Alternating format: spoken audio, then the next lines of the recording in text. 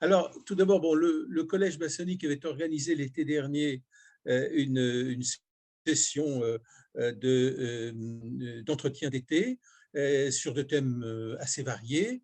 Et elle a rencontré un grand succès et donc on a souhaité renouveler l'expérience cette année. On commence pas d'une manière très positive au tout début. On ne comprend pas très bien ce qui s'est passé techniquement, puisque nous aussi, nous avons l'habitude de ces outils.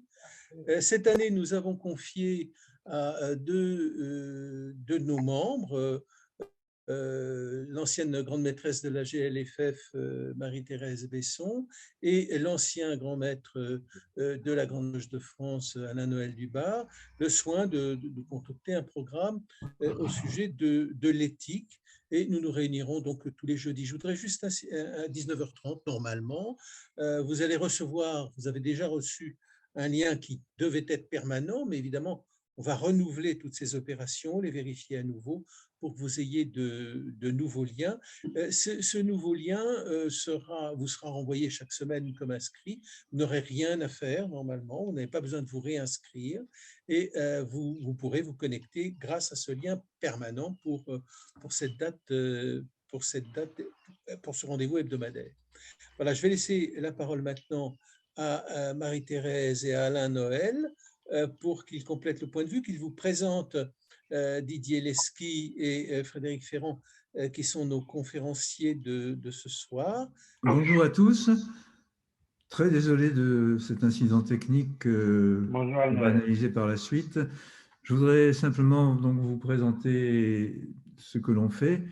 Nous avons organisé cet été une série d'entretiens suite à ce que nous avions fait l'année dernière. Et nous avons souhaité le faire en prenant une trame générale qui est celle de l'éthique.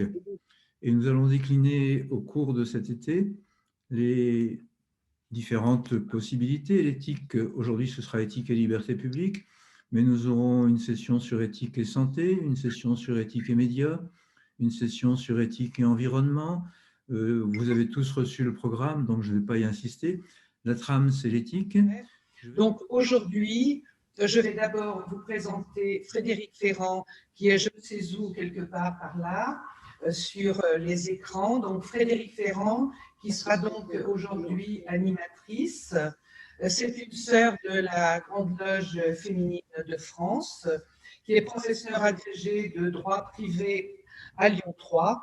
Et je pense qu'elle était tout à fait indiquée pour être celle qui va se trouver en lien avec notre conférencier de ce soir. Donc, sans attendre davantage, Frédéric. Merci Marie-Thérèse. Pour ce qui est de poser des questions, on peut également voir avec le chat, afin que ça prenne moins de temps, peut-être qu'on puisse rassembler les questions qui vont toutes dans la même direction.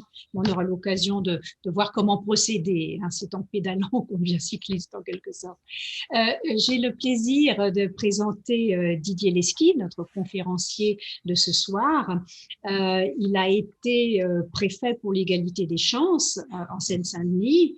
Il est actuellement directeur général de l'Office français de l'immigration et de l'intégration et président de l'Institut européen en sciences des religions. Il est donc particulièrement bien placé pour aborder le sujet de ce soir, qui sera donc éthique et liberté publique. C'est un haut fonctionnaire qui est spécialiste notamment des questions de culte et de laïcité, l'un n'allant pas sans l'autre.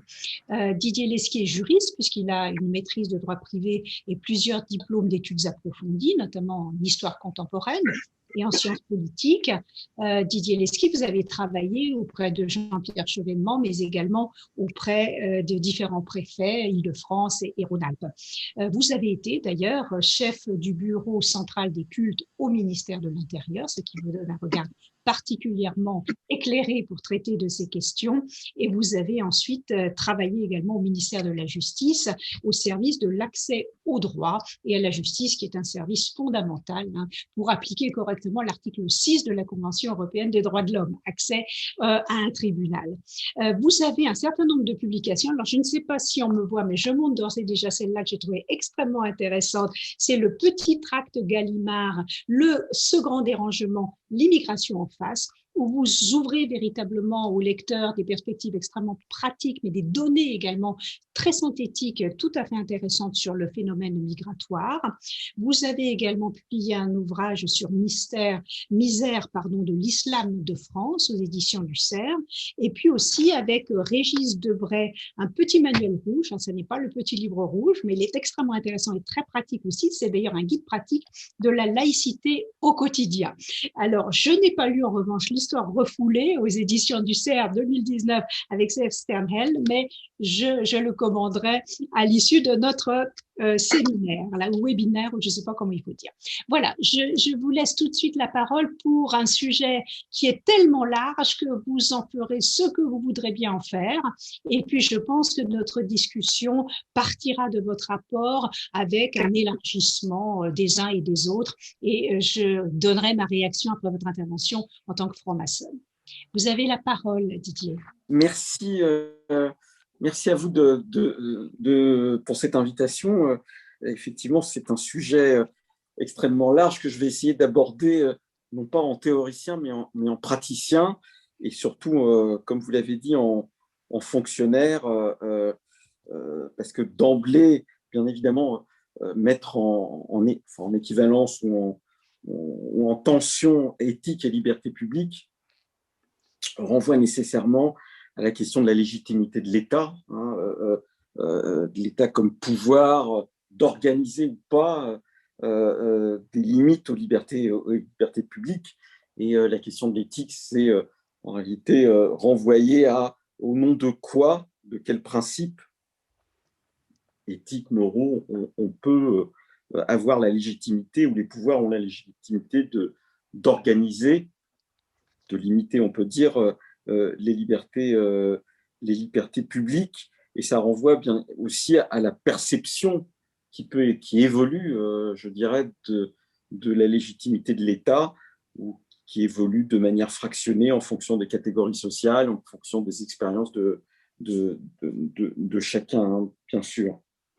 Et on sait bien que dans la dernière période, l'adéquation entre des mesures restrictives de liberté publique, de liberté fondamentale, a été très largement discutée en fonction de ce que chacun percevait des nécessités sanitaires, mais on pourrait y rajouter de manière constante la restriction des libertés publiques, ou la légitimité d'encadrement des mouvements de chacun est sans cesse discutée. On a vu une décision récente du Conseil d'État qui a sanctionné la pratique dite des NAS dans les manifestations, dans le cadre d'un manuel, d'un guide global d'instruction de l'ordre public. C'est tout ce que le tribunal, tout ce qu'on appelle les voies de fait dans les juridictions administratives ou dans le langage administratif.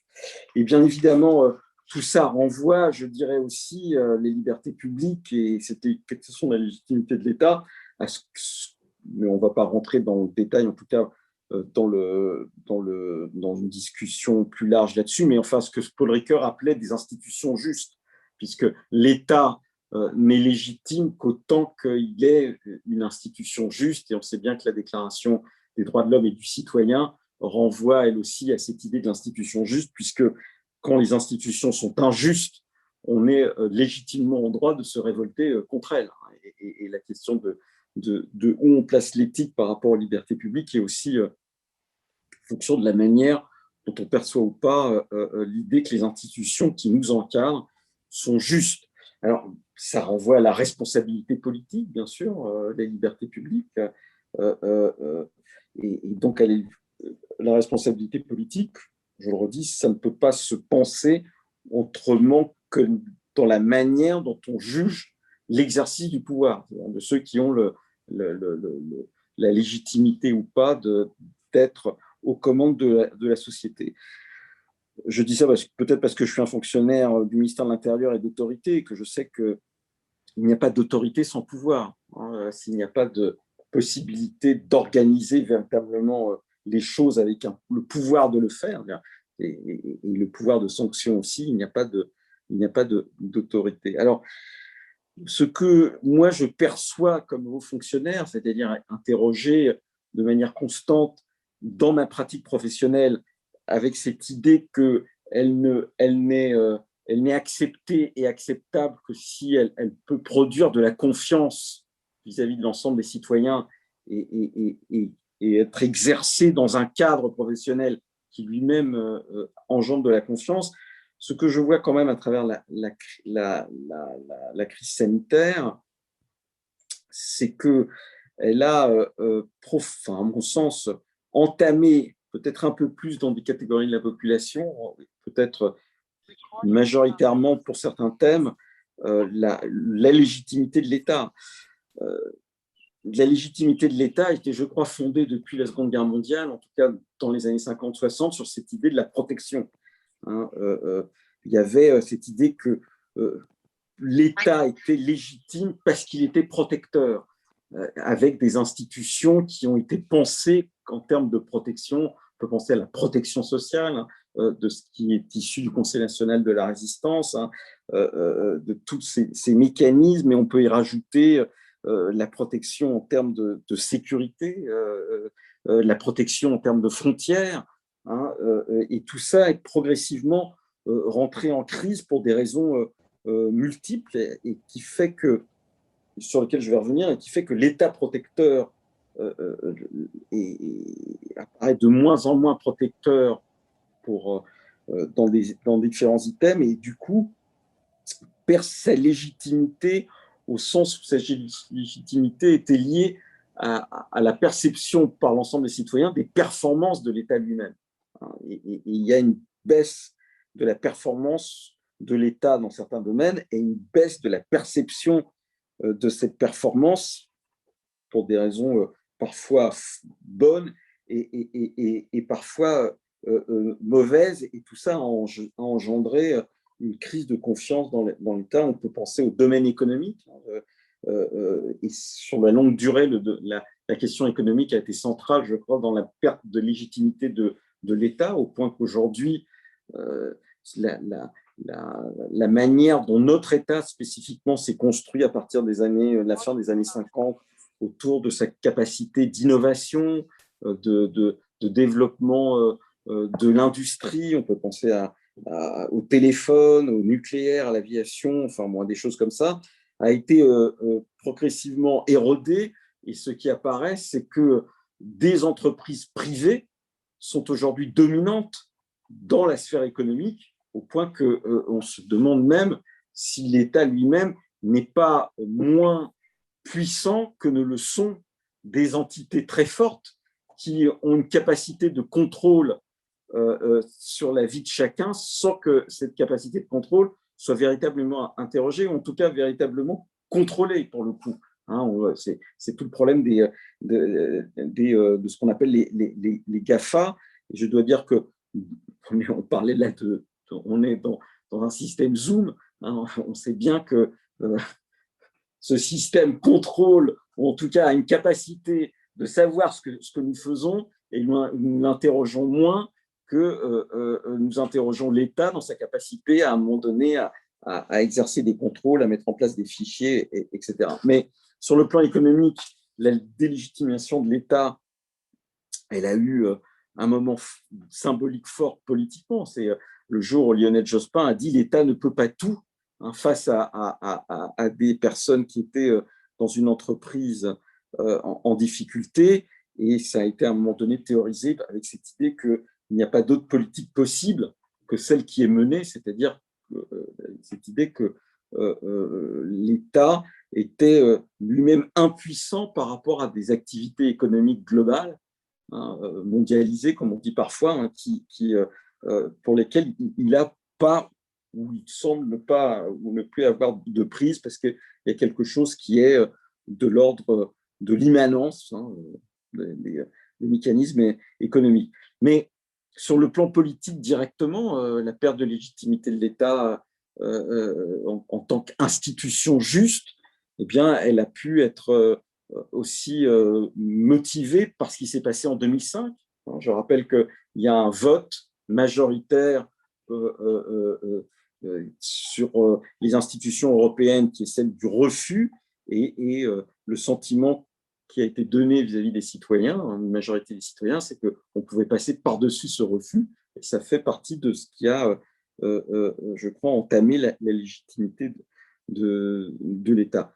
J'ai dit, tu peux parler de la sécurité, qu'on soit en sentiment du vrai ou du faux, c'est-à-dire est-ce qu'on a une perception, c'est simplement d'un sentiment d'insécurité ou est-ce qu'il y a réellement une augmentation de l'insécurité, qu'importe. Il y a aussi là aussi le sentiment que l'État protecteur n'est plus en capacité de faire. Et bien évidemment, je l'ai dit, l'immigration. Je dis tout ça parce que la question de l'éthique, c'est-à-dire du consensus d'acceptabilité de normes collectives, n'existe que tant que il y a un consensus minimal sur la manière dont l'institution ou les institutions fonctionnent. Et je reviens un instant sur la crise sanitaire. Le problème qu'a révélé cette crise sanitaire, outre le fait qu'il a montré que l'État était incapable d'anticiper une situation de crise qui met en difficulté comme jamais l'ensemble de la société, puisque la société, c'est quand même à la fois arrêté avec ce sentiment en plus que la planète s'est d'un coup rétrécie, on était tous un peu dans le même sac. L'autre sentiment, c'est que sa seule capacité d'intervention, c'était de nous confiner. Il n'y a pas d'autres perceptions dominantes, en tout cas pendant tout un temps, peut-être même une année de la crise, nous confiner avec des solutions qui étaient plus ou moins liées à des paroles d'experts qui eux-mêmes avaient des paroles contradictoires. C'est-à-dire comment on peut le plus retirer le sentiment de sécurité qu'une situation globale où l'État et les responsables politiques ne savent plus exactement où ils en sont et sont dépendants de paroles qui elles-mêmes apparaissent comme contradictoires. Donc ce confinement, je crois qu'il a eu en France en plus un impact d'autant plus fort que on a eu ces débats sur le port d'un masque qui a quand même entraîné la démission de la porte-parole du gouvernement, mais surtout dans l'imprévisibilité, c'est une force symbolique à mon sens particulière dans notre pays, le fait que notre pays n'ait pas été capable de produire un vaccin dans le pays de Pasteur, alors que des États qui apparaissaient comme moins démocratiques que nous, peut-être moins inventifs par moment, etc., et réussi à le faire, ça fait partie de ce qui sape, à mon sens, l'autorité globale et donc qui renvoie après à la contestation permanente de décisions dans leur légitimité. Le mot d'ordre, d'une certaine manière, c'est de dire ça ne sert à rien. Voilà, ça ne sert à rien. À quoi ça sert tout ça, qu'est-ce que ça apporte? Bon. Et donc, l'éthique elle-même en devient discutée au sens où notre éthique globale, elle est quand même liée à cette idée que on a le droit de tout faire, sauf ce qui ne nuit pas à autrui. Voilà. Et là, la juste mesure de ce qui ne nuit pas à autrui ou de ce qui est légitime de faire est sans cesse discutée, et ça percute aussi les fonctionnaires. Je prendrai 3 exemples, si vous voulez, qui me semblent particulièrement importants parce qu'ils font l'objet permanent de débats depuis des années, justement, où les questions d'éthique, de morale, de conviction ne cessent de s'affronter. Vous avez dit que j'avais été chef du bureau des cultes et je l'ai particulièrement perçu. La question de la liberté religieuse, de la liberté de conscience, où est-ce que s'arrête la liberté de croire, comment on articule ce qui est autorisé dans l'espace public par rapport à ce qu'on perçoit comme légitime dans l'espace privé. C'est toute la discussion, par exemple, autour du port du foulard, du voile, ou est-ce que considère que ce n'est qu'une pratique personnelle, ou est-ce qu'on considère que ce voile a une symbolique ou est porteur d'un message politique qui remet en cause les valeurs communes sur lesquelles on pense que doivent être fondées notre vie collective. C'est ça la question du voile, avec ces variantes très particulières qui sont la question de l'école. Est-ce que dans l'école, la citoyenneté peut être ou non, l'éducation à la citoyenneté peut être ou non soumise à la présence d'un signe religieux? Nous, on a une réponse particulière, mais il y a d'autres pays qui ont d'autres réponses, et ça renvoie d'une certaine manière à l'instabilité de l'éthique en fonction des contextes historiques de la construction des légitimités politiques et des batailles sociales qui ont pu être menées. Mais on peut prendre, et ça a un rapport avec la conviction religieuse, la manière dont la condition animale est devenue une norme éthique qui va interroger le fonctionnement global de la société, alors, au sens où elle a des habitudes alimentaires qui deviennent discutées, ou je pense aux véganes, aux spécistes, mais qui peuvent aussi percuter la liberté de croire ou de ne pas croire.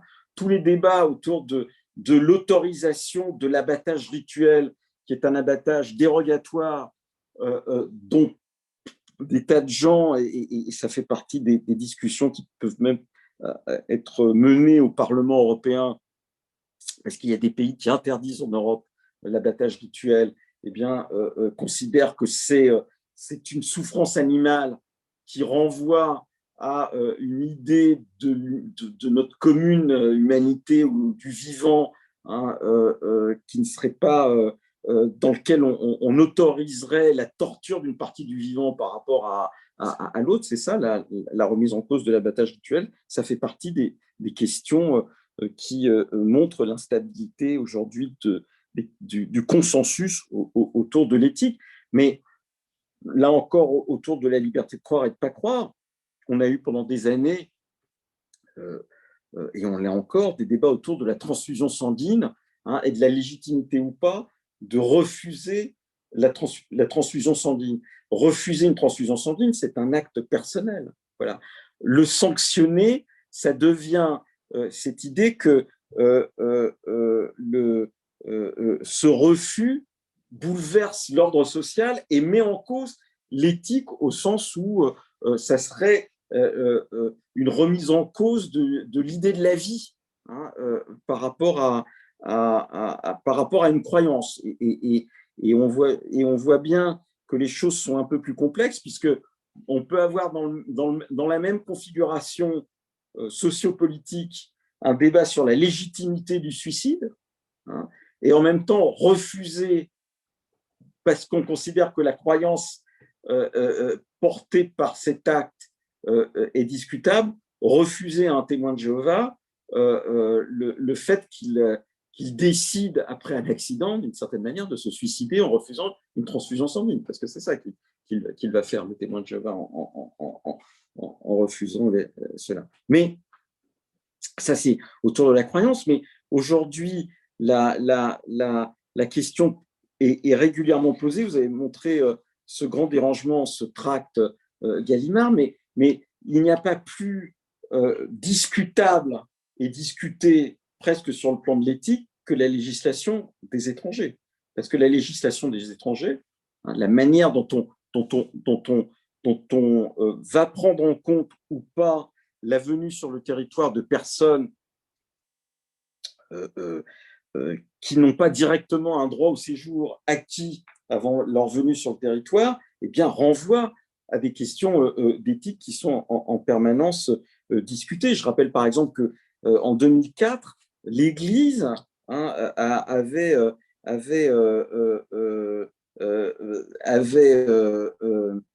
on a un comité épiscopal des migrations qui va expliquer qu'il faut appeler les personnes à la désobéissance civile lorsque l'accueil des étrangers est bafoué. Mais qu'est-ce que c'est que l'accueil des étrangers bafoué dans le cadre d'une société qui décide de garder le choix sur qui elle accueille et qui ne l'accueille pas? Mais en fonction de quoi elle accueille, elle n'accueille pas. Voilà une question éthique qui n'est pas simple à résoudre? Est-ce que la question de l'accueil se joue par rapport à une situation sociale globale? Est-ce que ça se joue de manière inconditionnelle parce qu'on appartient à une commune humanité et que celui qui vient aurait naturellement le droit d'installation ici, hein, ce qu'on peut résumer par ceux qui sont ici à un moment donné, eh bien, sont d'ici, appartiennent spontanément à notre collectivité, ou est-ce qu'on a le droit ou pas d'exercer de la contrainte sur les corps, hein, et c'est très clairement de la contrainte sur les corps. Je rappelle qu'un étranger en situation irrégulière, on peut le mettre en rétention pendant 90 jours, hein, et à un moment donné, le forcer à monter dans un avion pour repartir chez lui. Voilà, quelque chose qui interroge les libertés publiques, mais en même temps qui interroge notre éthique. Et j'ajoute que choisir celui qui a droit à l'asile et celui qui n'a pas droit à l'asile, c'est un problème éthique majeur, hein, parce que ça renvoie à la perception de sa situation individuelle par rapport mise en rapport à la perception qu'on a de la situation dans son pays. Et quand on regarde cela à travers l'Europe, on voit bien qu'en Europe, eh bien, même dans des États qui peuvent apparaître comme équivalents sur le plan démocratique, je pense par exemple à l'Allemagne et à la France, eh bien, le traitement individuel des personnes peut aller je dirais du simple au double, enfin, au sens où aujourd'hui les taux de protection, ce qu'on appelle les taux de protection en Europe, de ceux par exemple qui viennent d'Afghanistan, varient de 1 à 9 sur une échelle de 10, hein, et que nous sommes aux alentours de 8, que les Allemands sont aux alentours de 4 et que les Suédois sont aux alentours de 2. Mais par exemple, personne ne considérerait comme ça spontanément que la Suède n'est pas un État démocratique avec son husband, enfin son défenseur des droits qu'il a un peu inventé, etc. etc. Et donc, on sent cela. Et on est dans une situation où il n'y a plus d'évidence sur ce type de questions, au sens où il n'y a plus de consensus, hein. Et du coup, là, on est face à une situation de l'administration au sens d'instrument légitime de ceux qui ont été élus, de plus en plus difficile de plus en plus difficile, au sens où les fonctionnaires, hein, peuvent avoir de plus en plus de mal à exercer les missions qu'on leur confie, parce qu'ils sont en cesse confrontés à une interrogation constante sur la légitimité de leur action. Alors, moi, je dis cela parce que je suis sur un sujet difficile, mais on peut penser par exemple à la difficulté d'intervention des policiers aujourd'hui dans l'espace public, puisqu'ils interviennent au nom de l'idée qu'ils doivent être les garants de la paix civile, hein, et on considère, et sans doute parfois à juste titre, que leur mode d'intervention, mais même on peut considérer que la légitimité même de leur intervention, hein, n'existe plus parce qu'on conteste l'éthique globale, hein, le consensus qui préside à leur action. Voilà un peu la situation dans laquelle je crois nous sommes, et le problème de l'articulation aujourd'hui entre justement l'éthique et liberté publique renvoie très directement à la crise profonde de l'État démocratique. Et je pense qu'il y a quelques années, on n'aurait pas posé les questions de cette manière-là, parce que, je le redis, je pense que le consensus n'aurait pas été à ce point-là mis en cause sur ce que sont nos institutions, avec cette idée qu'elles sont injustes pour une partie grandissante de la population, ou qu'elles ne sont plus, je dirais, portées par une certaine, par l'idée qu'il faut les défendre, pour reprendre d'une certaine manière, en le travestissant un peu les cours de Michel Foucault, hein. Je pense que l'abstention massive est une forme de défiance vis-à-vis de la légitimité globale d'un système, et cette défiance renvoie aussi, à mon sens, à des problèmes liés à la perception de l'idée que la morale qui sous-tend l'ensemble de l'État est tout à fait contestable. Voilà un peu ce que je voulais dire en introduction pour essayer de ne pas être trop long, puisque normalement on arrête à 21h, c'est ça que je lui ai compris, et qu'il est déjà 20h40. Hein, mais je voudrais dire que, et j'en terminerai par là, pour les hauts fonctionnaires aujourd'hui, c'est un problème qui est constant que d'être confronté à cette situation, à cette problématique de la légitimité de leur action, hein, pris en étau entre la place de plus en plus grande qui est donnée même par certains responsables politiques à un privé qui s'investit dans le fonctionnement administratif ou qui le surplombe sans qu'on l'interroge jamais, et puis à une partie de nos concitoyens qui ne voient plus dans l'État tel qu'il est, hein, quelque chose qui est tout à fait acceptable moralement, et donc qui le contexte de plus en plus violemment. Voilà un peu ma conclusion. Merci beaucoup pour ces riches développements, parce qu'on a bien vu que ce thème dont nous avons relevé combien il était large, se présente sous tellement de facettes qu'effectivement, on peut difficilement les couvrir toutes, mais vous avez fait l'effort d'en aborder un très grand nombre. Moi, ce qui m'a frappé, c'est effectivement quand vous avez comparé les années 50-60 hein, à aujourd'hui, et on voit bien qu'en 50-60, c'était l'État-nation, c'était l'État-providence, c'était l'État fort et l'État protecteur. Et puis aujourd'hui, on se trouve dans un monde qui est tellement interconnecté, interrelié, vous l'avez souligné, sur le plan notamment économique, qu'on voit bien que cette hyper-globalisation entraîne des effets qui peuvent être délétères. Également, bien sûr, l'appartenance de beaucoup de nos États à des espaces économiques régionaux intégrés. Je vois d'ailleurs qu'il y a une réflexion à ce sujet qu'on prendra très certainement après lors de notre discussion. On est tellement reliés d'ailleurs que la pandémie en Chine se répand partout et qu'on est là à débattre sur effectivement le rapport entre liberté publique, éthique et protection de la santé. Si je fais un lien avec notre démarche maçonnique, je dirais que le sujet ne peut que résonner pour chaque franc-maçon, parce que les concepts fondamentaux chez nous, c'est la liberté et la responsabilité, bien sûr. Ils sont pierre angulaire de la démarche, si je puis dire. Nous avons coutume de dire que chaque franc-maçon est un citoyen et franc-maçonne, est un citoyen ou une citoyenne responsable de lui-même et des autres, et d'une certaine façon un être libre qui ne relève que de sa conscience, à laquelle lui impose de prendre ses responsabilités. On est donc bien dans le champ de l'éthique de la responsabilité qu'on retrouve également dans l'activité, dans l'action de l'État, et puis dans l'action de chaque citoyen face à une situation de crise majeure, je dirais.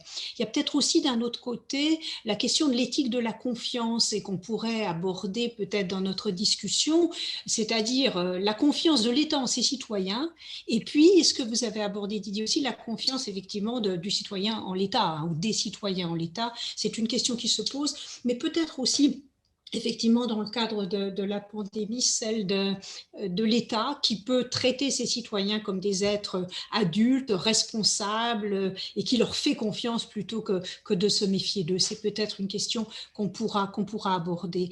Sur le plan également de résonance hein, avec les valeurs maçonniques, quand vous avez parlé de votre fonction actuelle centrale, hein, le lien avec l'immigration, l'intégration également des migrants, il est évident que nous, francs-maçons, nous sommes guidés par une valeur fondamentale qui est l'humanisme, hein, c'est-à-dire que la franc-maçonnerie fait de l'être humain son projet, hein, et le projet pour cet être humain et ces êtres humains reliés dans une collectivité, c'est une société meilleure et plus éclairée, chacune œuvrant à sa juste place. Et donc, en lien avec l'immigration, la question qu'on pourrait se poser, et que vous abordez d'ailleurs de façon très intéressante dans le tract Gallimard, c'est finalement, a-t-on une obligation de partage? A-t-on une obligation d'hospitalité?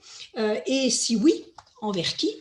Et ça me faisait penser à ces discussions philosophiques où certains répondent envers l'humanité tout entière, ça serait un peu la position, on va dire, idéaliste maçonnique, bien sûr, avec une vision égalitariste de tous les êtres humains, de tous les peuples, ce qu'on appelle aussi une vision cosmopolitique.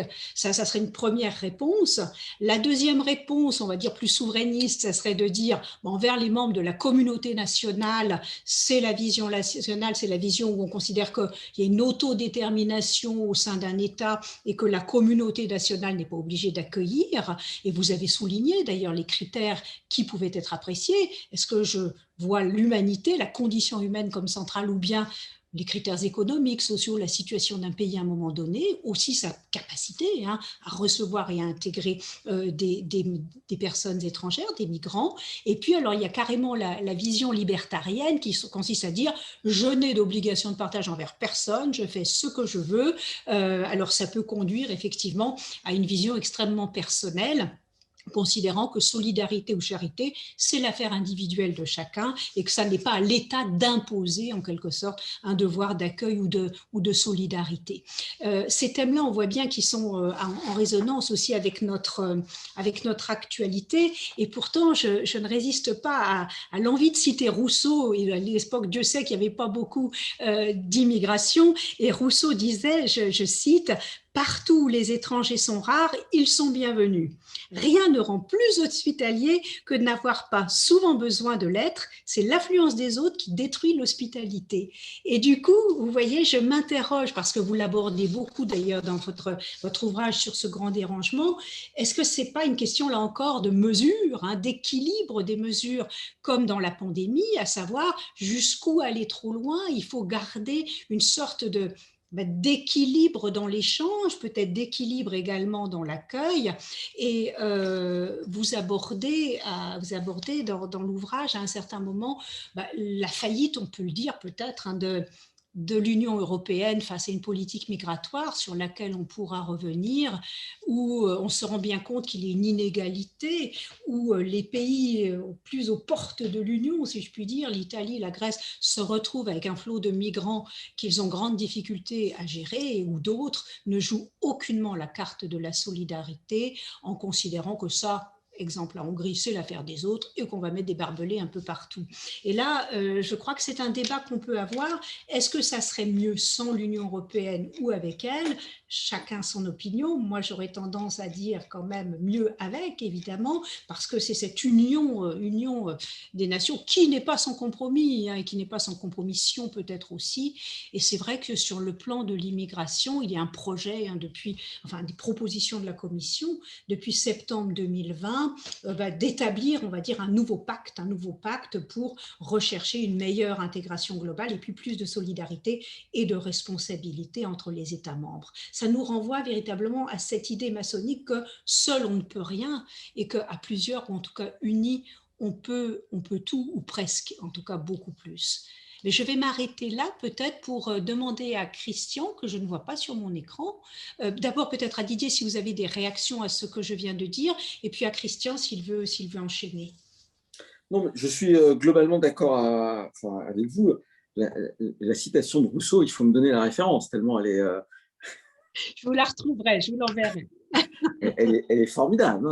Voilà. J'ajouterais, puisque notre débat, c'est l'éthique, un des problèmes de l'accueil, c'est la question de la réciprocité. Voilà. Et que dans ce monde globalisé, le sentiment grandissant dans une partie de la population, c'est qu'il n'y a pas de la réciprocité de l'accueil, au sens où la majorité des immigrants aujourd'hui viennent de pays qui ont connu une rétractation de leur diversité. Et donc, il y a le sentiment que notre espace à nous accueille la diversité, pas simplement démographique, mais aussi philosophique, alors que les pays de départ n'ont eu de cesse que de réduire, d'une certaine manière, cette diversité, et en particulier réduire les diversités avec l'idée que chacun a le droit de vivre comme il l'entend dès lors qu'il n'embête pas les autres. Voilà. Et donc, il y a un écart d'éthique. Voilà. Et qu'un des problèmes aujourd'hui de l'intégration, c'est vraiment l'écart au sens de la morale commune, et c'est beaucoup plus fort que ça ne l'était, même avec les Algériens dans les années 50. Je rappelle toujours que les Algériens dans les années 50, ils adhèrent à la CGT, il y a quelque chose de commun avec Messa Diadj, et par exemple, la critique violente contre Abdelkader, qu'on vient de voir actuellement au Parlement algérien, c'est quelque chose qui renvoie à une défiance de l'idée qu'il pouvait porter des valeurs communes avec la France, enfin avec les Lumières, disons pas avec la France en tant que Lumière, avec les Lumières, mais on peut y rajouter le fait qu'il y a eu des problèmes avec l'immigration italienne, ou mais c'est sans commune mesure en termes d'écart avec ce qu'on vit aujourd'hui, et qui renvoie à cette idée qu'il n'y a pas justement de morale commune, d'éthique commune, justement. Et ça, c'est un frein à l'intégration. Vous soulignez dans l'ouvrage là dont je parlais, l'immigration en face, ce grand dérangement, que les structures intermédiaires se sont complètement affaissées, effectivement, oui. Que ce soit non seulement les partis politiques, mais un certain nombre d'associations, d'organisations parapubliques, et puis que la diaspora est contrôlée plus exactement par les pouvoirs politiques en place. L'exemple flagrant, c'est celui de la Turquie. Je me souviens qu'avant les élections, Erdogan est allé en Allemagne, il y a énormément de votants turcs, évidemment, pour faire une campagne extrêmement offensive et pour inciter tous ses concitoyens à prendre leur bulletin de vote et à voter pour lui, bien évidemment. Christian, est-ce qu'on passe aux prises de parole? Bien, je voudrais dire quelques mots. Oui. Alors, j'ai entendu tous ces débats. Je pense que, en fait, la réalité est plus contrastée. Évidemment, on est dans une épreuve collective, donc il est difficile de voir les perspectives. Cependant, si on se place il y a quelques mois, ou mettons 2 ans, il y a un débat qui semble s'être ralenti, c'est celui du moins d'État. C'est-à-dire qu'à un moment, on voulait vraiment, dans une optique d'expansion économique et de confiance dans le marché, avoir moins d'État. On s'est aperçu que l'État a tenu, il est probablement le seul à avoir tenu, et il a fait tenir. C'est-à-dire que les aides économiques qu'a dispensé l'État, l'ensemble de l'encadrement qui a eu lieu, fait qu'il n'y a pas une grosse contestation. Au contraire, on pense que l'État a bien son rôle à jouer et qu'il l'a joué assez bien, même s'il y a des critiques qui lui sont adressées. Il n'empêche que globalement, je n'ai pas du tout l'impression qu'il y ait une remise en cause profonde de l'État au point de vue de la conscience collective. Après, dans les perceptions individuelles, ça peut être un peu différent. Et je crois qu'aussi l'État a joué enfin, on globalise l'État, mais il y a aussi le système de santé. Le système de santé à la française a été perçu comme quelque chose de solide. Alors, il est très critiqué, on a critiqué les ARS, on a critiqué pas mal de mesures. Il y a eu tout ce débat entre des professeurs de médecine qui donnent l'impression que même les médecins ne savent pas ce qu'ils font. Et tout ça fait partie, c'est plutôt le fait que a émergé dans le public les débats qui occupent les scientifiques entre eux en permanence. Et donc, c'est devenu public. Mais je crois que globalement, il y a une responsabilité des sujets. D'ailleurs, je parlais avec Frédéric au téléphone il y a quelques jours, puisqu'elle enseigne en Allemagne et moi-même j'y ai des liens. La situation en Allemagne était beaucoup plus critique. Les populations n'étaient pas du tout plus disciplinées qu'en France. Donc en France, je pense qu'il y a eu quand même globalement une bonne discipline, donc une confiance dans la parole de l'État, même si on en critiquait les fondements. Et ça, c'est le fait d'avoir un débat démocratique. Je pense qu'à aucun moment on a pensé que les libertés publiques dans leur ensemble seraient menacées. C'est-à-dire, je crois qu'on a d'abord, on a un Conseil constitutionnel, on critique sa composition politique, mais enfin, on pense qu'il fait aussi son travail, on a un Conseil d'État, et puis on a en même temps un ordre judiciaire privé, enfin et évidemment avec la Cour de cassation à son sommet, qui fonctionne. Le problème qu'on a avec la justice ne vient pas tellement d'une conscience là-dessus, c'est que la justice est devenue la voiture balai de situations sociales extrêmement désordonnées. Et donc, c'est à la justice, qui est un parent pauvre de l'État, de résoudre en dernière analyse tous les conflits et tous les problèmes qui émergent dans la société. Évidemment, elle n'en peut mais. Donc, elle n'est pas armée pour le faire, elle n'a pas l'équipement ni le personnel suffisant pour le faire. Et là, il y aura une réflexion sans doute à conduire pour savoir quelle justice on veut mettre en place. On en parlait avec Frédéric Ferrand, mais en Allemagne, il y a 4 fois plus de juges qu'en France par millier d'habitants. Donc, évidemment qu'on est dans une toute autre logique. Moi, je crois qu'on a surtout perdu beaucoup parce qu'on a passé beaucoup de temps à dire à chaque fois que quelque chose ne marchait pas, c'est la faute à l'Europe, hein, comme on disait la faute à Rousseau. Et puis, on a, en fait, à chaque fois que quelque chose était bien, c'est le gouvernement français qui avait fait bien. Dans la conscience publique, ça ne marche pas comme ça. Alors, l'Europe a été accablée, bien entendu, puisque les pouvoirs publics le faisaient eux-mêmes, mais on a vu que dans un certain nombre de situations qui ont été plus ou moins rappelées, par exemple, vous avez parlé de l'abattage rituel, quand il a été révélé que 82% des poulets que nous consommons sont abattus rituellement alors qu'il n'y a que 8% de musulmans en France, évidemment que c'est un problème. Donc je pense qu'il y a beaucoup de problèmes comme ça. La confiance dans le discours, parce qu'aujourd'hui, on est dans une société ouverte où l'information circule, où il y a des enquêtes, et évidemment, l'État est pris au mot immédiatement. On lui dit, ah, vous avez dit ça, mais c'est faux, etc. Il y a des reportages, il y a L124 qui a montré des reportages. Bon, et pour le glyphosate, ça a été la même chose. On a l'impression qu'ils sont toujours du côté des industriels et pas de la population. Donc, il y a eu effectivement des critiques qui ont émergé sur ce plan par un certain nombre de citoyens. Mais en même temps, on peut dire que sur l'écologie, par exemple, les locavores, les gens, ils ne souhaitent pas nécessairement s'ouvrir à l'autre. Ils donnent l'image d'une économie qui se ratatine sur elle-même.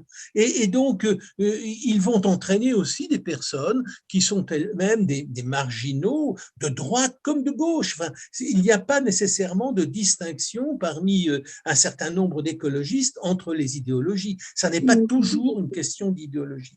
Donc, je pense qu'il y a une très grande complexité. Et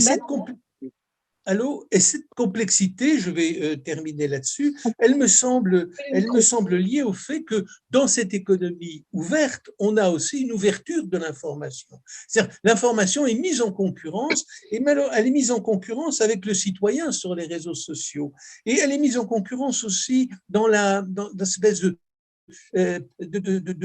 tension de plateau qui existe en permanence, de discussion de plateau. Et moi, ce qui me gêne un peu, c'est qu'aujourd'hui, il faut être clivant, il faut avoir des réactions violentes pour être entendu, il faut prendre des positions qui se font au bazooka, autrement, ça ne passe pas. On a perdu la discipline de la discussion argumentée parce qu'on n'a plus appris non plus ce que c'était que la laïcité. L'école a abandonné la transmission des valeurs, des institutions, du discours, et au fond, c'est parce que c'était aussi difficile de lutter contre cet envahissement des moyens de communication, des nouvelles technologies. Et puis, il y a une perte aussi de la connaissance du français, de la connaissance logique. Une langue est une logique. Le mot logos signifie aussi une logique. Et le fait de tout réduire, de tout vouloir exprimer en slogan, fait qu'on est en train de se catapulter les uns contre les autres. Et donc, je crois qu'il y a aussi tous ces phénomènes-là qui sont en jeu. Et c'est pour ça que c'est assez peu lisible. Il y a énormément de choses. Et en même temps, il y a beaucoup de générosité dans le public. On n'a jamais eu autant d'associations effectives qui font un travail de terrain remarquable, des épiceries sociales, toutes sortes de gens. Il y a énormément de mouvements sociaux qui sont dans la prestation à l'autre, une prestation désintéressée. Et il n'y en a jamais eu autant. Donc, je crois quand même, et elles sont aussi aidées par l'État, par les collectivités publiques, par les collectivités territoriales. Les missions sont écrasantes pour les collectivités territoriales, elles font quand même beaucoup, et je pense que c'est quand même ressenti. Donc, pour moi, la situation est très contrastée. Il faudra apporter des améliorations, mais il faut aussi apporter de l'amélioration dans la sincérité du discours de l'État. S'il n'y a pas de sincérité, pourquoi devrait-on le croire? Et quand on a l'impression que cette honnêteté est constamment biseautée, c'est très compliqué. Or, évidemment, l'État est pris en étau entre différents intérêts, il doit trancher, et quand il penche d'un côté, il néglige l'autre. Et donc, c'est aussi une discussion, et son autorité ou sa légitimité spontanée n'est plus reconnue comme telle, elle est mise en discussion, et ça, je crois que c'est aussi un gain de la démocratie, le fait de pouvoir le dire. Mais il faut en même temps consolider les règles de la démocratie, c'est-à-dire le respect de l'autre et l'échange, la qualité de l'échange entre nous. Et là, il y a beaucoup d'efforts à faire et beaucoup de progrès à faire parce qu'on le voit, les réseaux sociaux ont remplacé le discours du Parlement. Tout le monde se fiche de ce qui se raconte au Parlement. Sauf quand il y a un résultat, c'est-à-dire quand une loi, il y a des lois qui ont été données comme liberticides qui concernaient les lanceurs d'alerte. Je ne crois pas que l'État se soit distingué par une position très claire sur la défense des libertés publiques sur ce plan. Pour les histoires concernant les immigrés, ou plutôt les réfugiés, la position de l'Europe est extrêmement difficile. Vis-à-vis de la Convention européenne, le refoulement des réfugiés se fait dans des conditions qui ne sont pas très dignes et qui posent vraiment des problèmes éthiques très profonds et qui sont connus de la population. Donc il y a une part de la population qui ne croit plus dans ces discours publics parce qu'ils sont détachés complètement des pratiques effectives. Voilà, j'ai terminé. Mais j'ai une grande confiance parce que je pense que nous avons traversé ces épreuves et globalement, ça a tenu. Voilà. Peut-être aussi devrait-on conseiller à l'État de réfléchir davantage, de peser avant d'agir. Je pense au nombre incroyable de lois qui sont adoptées en matière de terrorisme, une par an, en matière de violence dans la famille, violences faites aux femmes, etc., au moins 5 en 3 ans. On se dit, mais pourquoi est-ce qu'on ne peut pas faire une copie qui tienne la route? Et je crois que tout ça, ça peut aussi éroder d'une certaine façon et l'accès au droit, pour le coup, et également la confiance en un État ou un gouvernement, plus exactement. Le Parlement est quand même très largement disqualifié par de nombreuses ordonnances. Il donne lui-même l'autorisation d'être remplacé par le gouvernement qui interviendra par ordonnance. C'est quand même très, très fréquent, de plus en plus. Ou alors, on lui dit, les procédures accélérées, il faut extrêmement rapidement adopter un texte et ça ne fera pas 50 navettes. Et puis, je crois aussi que donc, tout cela, ça nécessite d'une certaine façon le respect de chacune des institutions pour l'autre. Et là, c'est un sujet qui mériterait beaucoup de développement et qu'il faudra qu'on surveille très. Il y a quelques années, Frédéric, il y avait un rapport du Conseil d'État, je pense qu'il y a une bonne dizaine d'années, qui avait dit qu'il y avait 6 000 lois en France, dont 4 000 n'étaient jamais appliquées. Oui. Et par ailleurs, on produit des textes. Comme on n'a pas de budget, on fait une nouvelle loi. Les décrets d'application ne paraissent pas, tout le monde s'en fiche. C'est simplement une politique d'annonce. Évidemment, ça, il faut en finir avec ces pratiques-là. Ce sont des pratiques trompeuses qui ne peuvent pas favoriser le respect du droit. Absolument. Parce qu'il y a aussi une permanence du droit qui doit être recherchée. Une permanence, bien sûr, une stabilité. Et même on a critiqué les projets de loi en disant qu'ils sont possiblement inconstitutionnels. Ça montre bien qu'on est dans chaque franc-maçon dirait… Dans la gestion d'opinion. Voilà, on est dans l'affichage suite à tel événement et on n'est pas dans la construction légistique, etc., dans le temps, travailler avec ces outils, améliorer et après les maîtriser. Je proposerais volontiers à Didier, s'il veut intervenir et de réagir à nos deux interventions que nous avons écoutées. Non, mais oui, Jean-Robert avait demandé la parole.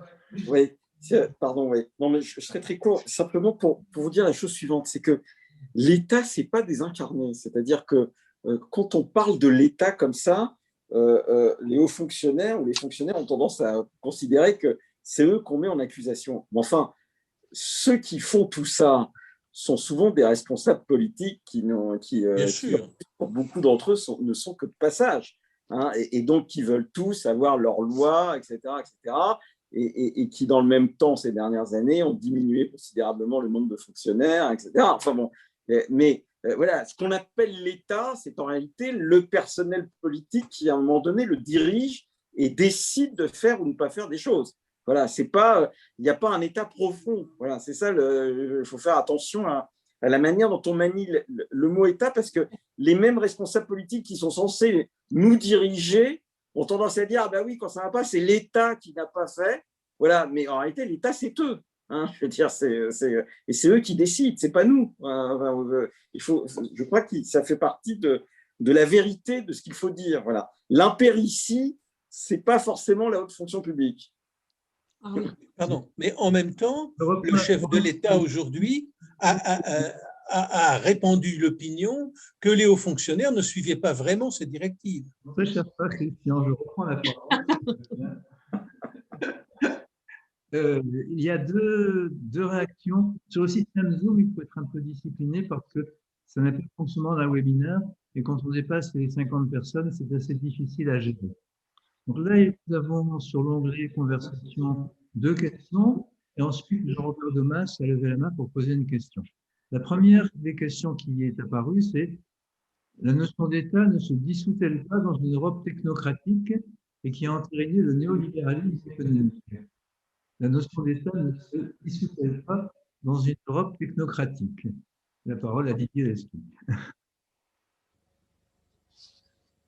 Non, mais on est un peu loin de l'éthique et liberté publique, mais enfin, un peu loin, peut-être pas. Ce qui est vrai, c'est que une partie de nos normes aujourd'hui résulte d'institutions sur lesquelles le citoyen a le sentiment qu'il ne pèse pas.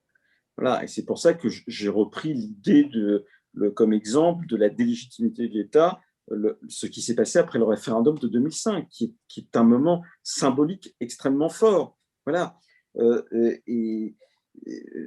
Bon, après, il y a la manière dont nous, on transpose ou on ne transpose pas, qui est aussi tout à fait discutable. Et puis la manière dont, à un moment donné, des responsables qui, pendant des années, sont apparus comme les chauds partisans d'une Europe fédéraliste, reviennent dans le champ politique français et vous racontent des choses qui sont tout à fait surprenantes par rapport à ce qu'ils ont fait pendant des années.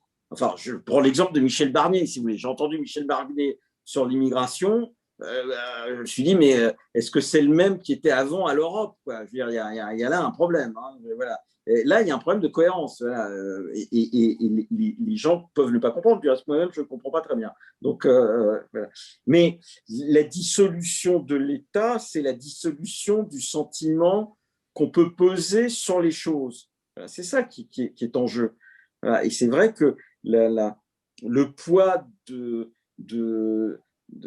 monstres économiques, etc., ça pèse sur le sentiment que la citoyenneté a de moins en moins de sens. Mais on l'accepte tous individuellement. Je veux dire que si l'État décide de faire, au sens où les responsables politiques décident de faire un fichier de quelque chose, on va dire que tout ça est absolument anormal. Enfin, il y a des millions de gens qui vont dire que c'est anormal, mais qui en même temps vont déposer leur empreinte pour que Google ait leur empreinte. Et là, on est dans le biopouvoir, peut-être pas au sens de Foucault, mais enfin dans le fait que quelqu'un qui est un organisme privé dont on ne sait pas où elle siège accumule des données qui sont des données biométriques sur vous, alors que l'espace de discussion et où on peut peser sur la manière dont fonctionne l'administration, eh bien lui n'a pas les mêmes pouvoirs. Merci. Il y a une autre question de notre sœur Gilda, qui est une question d'ordre très général, je la résume peut-être un peu. L'éthique n'est pas universelle, elle est d'abord fondée sur des valeurs qui peuvent être différentes d'un pays à l'autre. Quelle est la réponse de Didier sur ce sujet? Non, mais c'est ce que j'ai dit tout à l'heure sur les difficultés de l'intégration. Je veux dire, un des problèmes de l'intégration aujourd'hui, mais même je suis d'accord avec l'idée que le pays est globalement accueillant. Et je le dis d'autant plus que je pense que voilà, on lui tue un curé dans une église au nom d'une autre conception de Dieu. Je veux dire, la fraction qui est croyante ne fait pas grand-chose. Hein, je veux dire, et d'une certaine manière, même les actes de folie ne sont pas là, je veux dire, qui pourraient être le reflet d'un trouble profond, d'un désordre social. Donc le pays est globalement accueillant. Il est beaucoup plus du reste.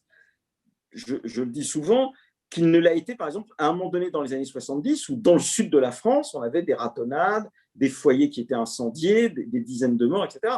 Bon, il y a le parc d'accueil des demandeurs d'asile n'a jamais été aussi important en France. Hein, c'est plus de 105 000 places que gère l'OFII. Il n'y a eu, depuis 2015, aucun centre attaqué. Aucun. Alors qu'on a un Front National qui est à 30%, etc. Donc, on voit bien que c'est... Mais en même temps, je sens bien qu'il y a une montée de l'angoisse parce que justement, il y a un écart d'éthique. et un écart d'éthique qui se manifeste dans la vie quotidienne avec cette idée que cet écart d'éthique peut finir par remettre en cause des acquis sociaux ou sociétaux qui sont le résultat de décennies de lutte, d'actions, d'organismes, de partis politiques ou même des loges. Enfin, je veux dire, voilà, il y a quelque chose qui à la fin, donne le sentiment que c'est remis en cause parce que les personnes viennent de pays qui sont déstructurés depuis des décennies. Je veux dire, un Afghan qui vient, qu'est-ce qui l'entoure depuis qu'il est jeune? C'est quelque chose qui ne peut pas lui construire une éthique comparable à la nôtre. Voilà, je ne peux pas le dire différemment. Merci bien. Il y a Jean-Robert Domas qui avait posé une question, donc il peut ouvrir son micro et poser la question. Voilà. Oui, moi je voudrais revenir un peu au thème de l'éthique. D'abord, une petite parenthèse puisqu'on a longuement parlé de l'accueil des réfugiés, etc. Et c'est vrai que la position, on met le curseur entre l'accueil massif ou la restriction massive, c'est un problème effectivement d'éthique. Une petite précision pour ceux qui ne sont pas maçons, dans la cérémonie d'initiation, dans le rite écossais que nous pratiquons à la Grande Loge de France, on explique à l'impétrant quelques idées sur la notion de charité. Et je veux vous lire ces 3 lignes de ce texte qui dit la chose suivante. La charité cesse en effet d'être une vertu si elle est faite au préjudice de devoirs plus sacrés et plus pressants, une famille à entretenir, des enfants à élever, de vieux parents à soutenir, des engagements civils à remplir. Et cette phrase, à mon avis, il faut y réfléchir parce qu'on ne peut pas accueillir la totalité des immigrants de la terre entière qui sont évidemment plus malheureux. Chaque situation individuelle est dramatique. Mais nous devons être dans une éthique de responsabilité et pas dans une éthique de conviction. Voilà. Et les conséquences de ces accueils massifs, nous en payons le prix tous les jours. Et maintenant, je vais revenir au sujet qui était l'autre, c'est-à-dire les libertés. On a traversé une période qui est, je crois, sans précédent dans l'histoire des sociétés occidentales, où on a aboli, mais de façon massive, les libertés les plus élémentaires. Et la surprise, pour moi, c'est que nous l'avons collectivement accepté. Et moi, je crois que derrière tout ça, il y a une question éthique avec laquelle on n'est pas très à l'aise, c'est quel est le prix d'une vie ? Voilà. Pour moi, ce qui a justifié cet abandon de quasiment toutes nos libertés, c'est l'idée qu'il faut tout faire pour sauver une vie. Eh bien, je pense que ce principe est extrêmement dangereux. Tout faire pour sauver une vie va nous empêcher de vivre. Je pense que l'éthique doit être un discernement. Il faut savoir où mettre le curseur entre la liberté et la protection de nos santé. Est-ce qu'au nom d'une protection de la santé très maximaliste, est-ce qu'on peut tout décider? Est-ce qu'on peut sauver tout le monde contre la volonté de ceux qu'on veut sauver? Et donc, moi, je crois que nous avons assisté, je vais reprendre une formule que j'ai entendue de Michel, un de nos frères, qui emploie le terme psychopandémie. Il parle de psychopandémie parce que c'est une pandémie, personne ne peut le nier, mais c'est aussi une psychose de la pandémie. Et cette espèce de manipulation de la peur par ce que je pourrais appeler une oligarchie médicale qui n'avait que ce souci en tête, ça a conduit à ce que nous soyons des moutons bien obéissants et nous avons tout justifié. Et on ne pouvait rien dire. Nous avions même perdu notre liberté d'expression, puisque si on contestait un tant soit peu telle ou telle partie de la politique sanitaire de l'État, alors là, on vous envoyait dans la figure, mais vous voulez tuer grand-père et grand-mère, vous êtes un assassin ambulant. Et donc, on se retrouvait, évidemment, on ne peut plus rien dire contre ça. Donc, je pense que les philosophes, les anthropologues de l'avenir devront un jour analyser cette espèce de psychodrame collectif que nous avons vécu pour une maladie qui est certes dangereuse, certes mortelle, mais qui n'est pas la peste noire, qui n'est pas la lèpre, etc. Et donc, je pense que nous devrons faire ça. Alors, maintenant, sur l'État, et je conclurai par là, je crois que notre Christian nous a dit qu'il y avait apparemment une nouvelle demande d'État. Moi, je n'y crois pas du tout. Je pense qu'il y a une demande d'État efficace et un rejet de l'État inefficace. Donc, le problème, c'est l'efficacité de l'État. Ça n'est pas plus d'État ou moins d'État, mais c'est quel État. Et donc, je pense que j'espère que cette situation apocalyptique que nous avons vécue depuis 1 an et demi va nous amener à avoir une réflexion sérieuse sur l'efficacité de l'État. Il ne s'agit pas donc d'augmenter le nombre de fonctionnaires ou de les diminuer pour le plaisir, il s'agit d'évaluer l'efficacité de l'État. Mais le terme évaluation ne fait pas partie du vocabulaire politique français. Oui. Et donc, j'aimerais avoir l'avis de Didier là-dessus. Est-ce qu'il espère un jour qu'on va enfin évaluer les politiques publiques ? Eh bien, notre intervenant Didier a beaucoup de réponses à formuler. Non, écoutez, le prix d'une vie et puis l'efficacité de l'État, c'est déjà beaucoup de questions, mais tu as la parole. Non, mais je suis d'accord sur la question du prix d'une vie, et parce que l'engagement des corps, c'est ce qui fait aussi la possibilité de la liberté ou pas. Et dans l'engagement du corps, il y a forcément l'idée de la mort au sens de l'engagement, voilà, pour des valeurs, quoi. Et il y a quelque chose qui est introduit dans ce qui s'est passé,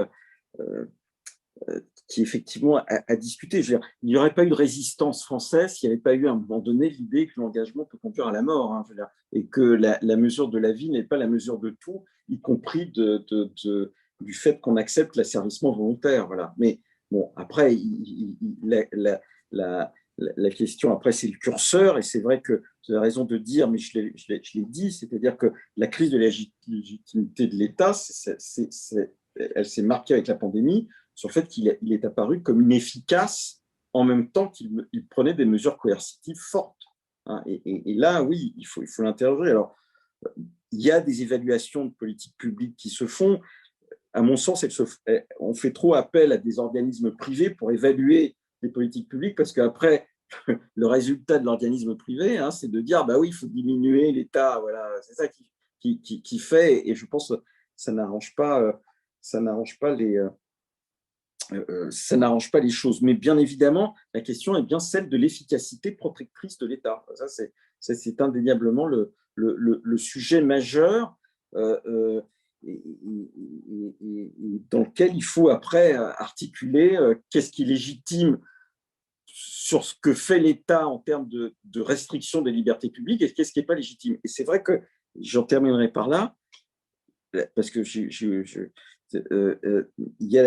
parce qu'on a parlé de la mort, si vous voulez, interdire au nom, entre guillemets, de la vie, d'accompagner ces morts dans un cimetière, si vous voulez, du point de vue de la symbolique, là, on a touché à quelque chose qui est extrêmement grave, et même dans les périodes de guerre, si vous voulez, on n'a pas fait ça comme ça. Hein.